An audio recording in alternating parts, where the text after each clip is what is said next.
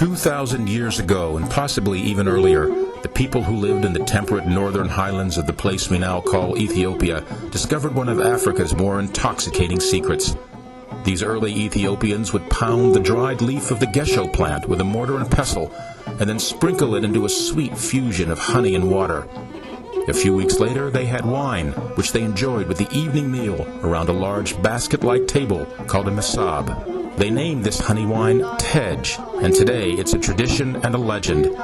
You can buy Tej in a variety of commercial brands made by wineries, but you can also make it at home in your kitchen and enjoy a taste of ancient Ethiopia, the land that gave us the 3.5-million-year-old Lucy, one of our oldest known human ancestors.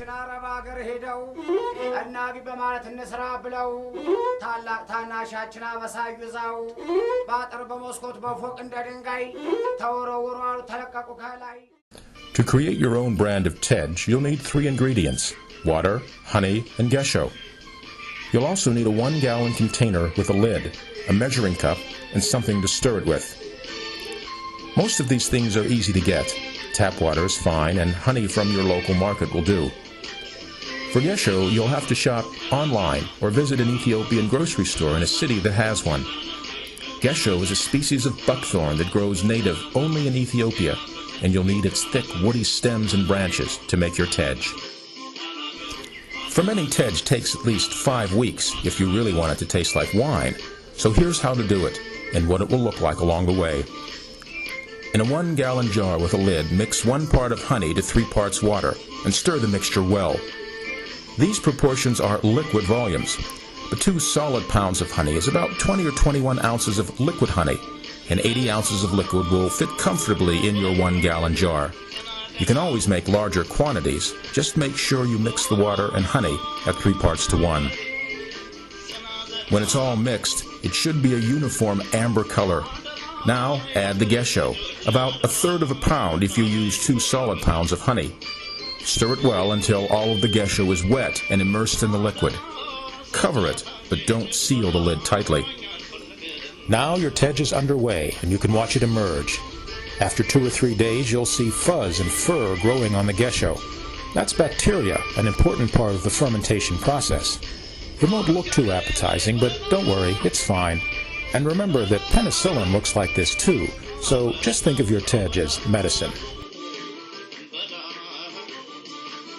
After 1 week, you should stir the ingredients for about 20 seconds, mixing the bacterial mold into the liquid. Put the lid back on loosely and, once again, leave it alone. During this 2nd week, after you've stirred it, you'll see foamy white bubbles forming on top of your Tej. Again, this is good. It means that yeast is formed in the jar and it's converting sugar to alcohol. The bubbles are part of the fermentation process, and the more you see, the more active fermentation you have going on. After 2 weeks, it's time to remove the gesho. Stir the liquid again and then use tongs to pluck the gesho out. Don't worry if you leave a few twigs behind in the liquid. You'll get them out before you bottle the Tej. Now, replace the lid and relax. For the next 3 weeks, you won't have much to do.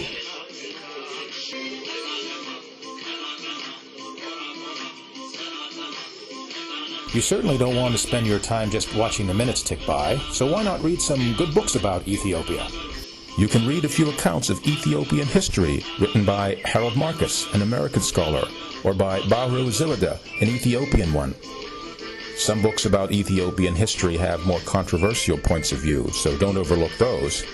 Or you might pick up an Ethiopian cookbook. The biggest one out there is Exotic Ethiopian Cooking by Daniel Mesfin, and it has hundreds of recipes. There's also the big colorful Recipe of Love by Aster Balena, who owns an Ethiopian restaurant in Toronto.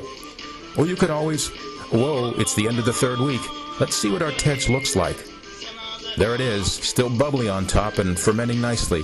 So give it a stir for about 20 seconds and return to your reading.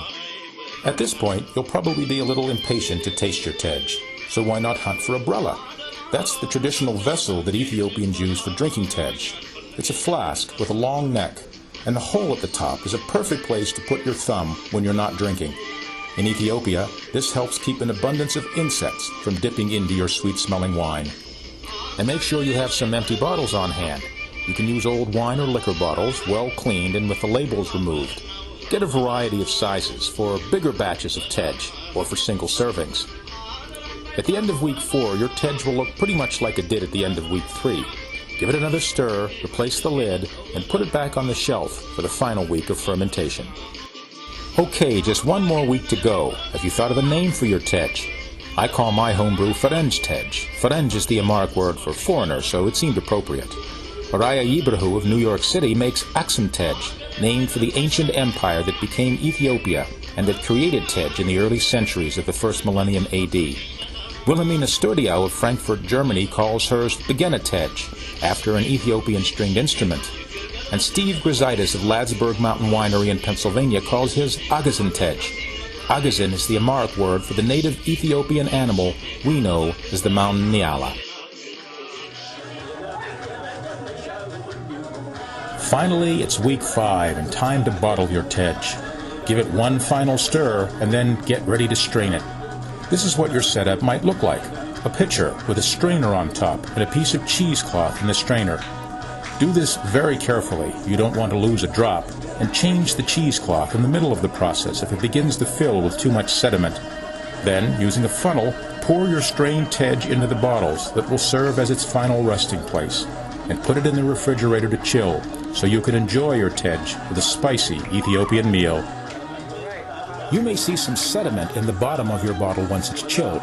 It's nothing to worry about, just the remnants of yeast coming out of solution. And be aware that no 2 batches of your homemade Tej will look or taste exactly alike. This is Tej the way the ancients made it.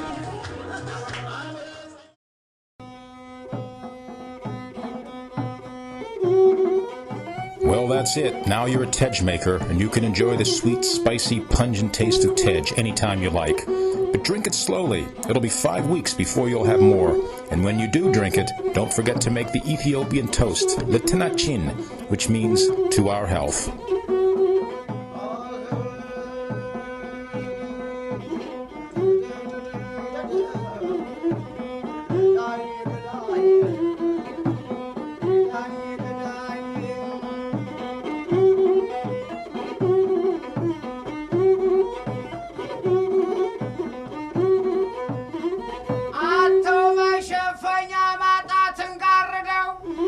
ሰጋቶቻችን አረብ አገር ሄደው እናቢ በማለት እንስራ ብለው ታላቅ ታናሻችን አበሳዩ ይዛው ባጥር በመስኮት በፎቅ እንደ ድንጋይ ተወረወሩ ተለቀቁ ከላይ ሚስቱ እየነቃች በእኛ ልጆች ላይ ባሌን ቀሙኛል ሳሰማ ሳታይ ባንሰው በነገራት ባስረዳት ያያቸው በማንኪያ የማይነኩት እንኳን በእጃቸው